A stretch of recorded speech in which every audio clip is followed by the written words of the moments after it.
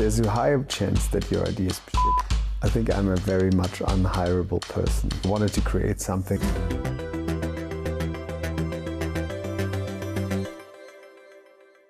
Welcome to The Big Question, the series from Euronews where we speak to some of the biggest names in business.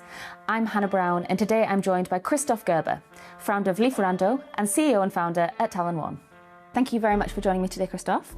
So first of all, I just want to talk to you a little bit about entrepreneurship. You founded Lieferando, Germany's leading food delivery company, in 2009 as you were finishing university.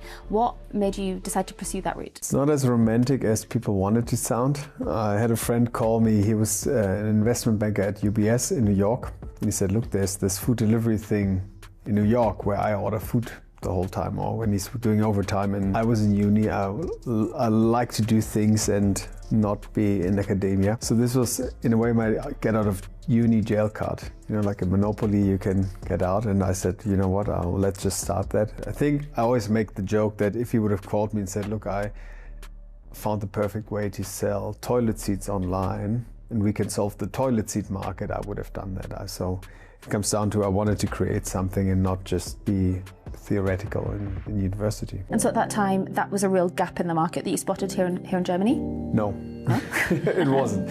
Our research was bad. I think in the UK at that point, Just Eat was already big. And I think at that stage where we were, I think I was 23 years old, the youthful not knowing, just let's do it, was the competitive advantage which helped us to conquer the German market. Because if we would have done the proper research on a sort of McKinsey, BCG style, like look at all the competition there is, we would have probably never got into that market.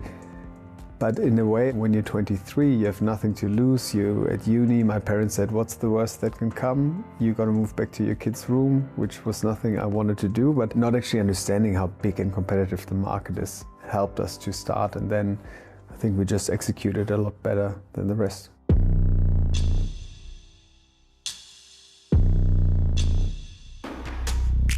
What kind of drew you to becoming a founder, and what do you think are the kind of important skills or personality type to be a founder? I have to ask my wife about that. But we looked at my school reports, and in my first report I ever got, which was after 6 months in first grade, it said, Chris wants to lead group work, and if he can't be the leader of a group work, he has a hard time motivating himself. So I think I want to lead, I want to create, and I always want to build. I want to build something. And I just could not see myself working for someone. I think I'm a very much unhireable person. I've never worked for someone, and I don't think that is a concept that works for me. Not everyone has the skill set, the resilience to be a founder or an entrepreneur, and that is okay. I think it would be a very bad world if everybody would be like me or like my co-founder Sebastian, or an entrepreneur and founder. It would be a very unhealthy balance. So I think people need to tread carefully if this really is something they want to do, and some people are better left off in working for a founder in a sort of normal career progression. What advice would you give to new founders? Be critical about your own ideas, but also don't listen to everyone that's giving you advice on your ideas. For Lieferando, everyone told us this is not going to work. For Talon One, everyone told us this is not going to work. I think there's a fine balance between listening to feedback and understanding, because there's a very high likelihood that your idea does not have the quality that it needs to produce a successful outcome. But there's also a lot of people that have no idea about what you know about your idea and what you might know about the market or the specifics that could lead for your idea to be very successful. And to have that thin line of self-reflection compared with a good portion of hybris, just push through. That is a very thin balance, and I don't know what the right balance is and what the right mixture is, but in a way you have to push through. And so going back to kind of your career journey, after you sold Lieferando back in 2015, you started Talon One. Can you just tell me a little bit about actually what Talon One does? We worked a lot with promotion in food delivery against our competition. and we needed to build everything in-house. So I said, why isn't there something where we could just buy that part of the tech stack and implement? And that eventually led me to think, okay, if this is a problem for me, it's probably a problem for more people, more businesses. Again, all the investors there that I spoke to said, oh, it isn't a problem. It's not an issue. Then I called my co-founder, Sebastian, who I went to uni with, and said, look, I'm really good at productizing, building, but I'm extremely chaotic as a person. I need somebody to be my yang when I'm the yin, or other way. So I need someone to take care of all the unpleasant part of the business, which is running the day-to-day. And then we started. Obviously, so you essentially do the tech side to allow companies to do rewards, discounts, promotions.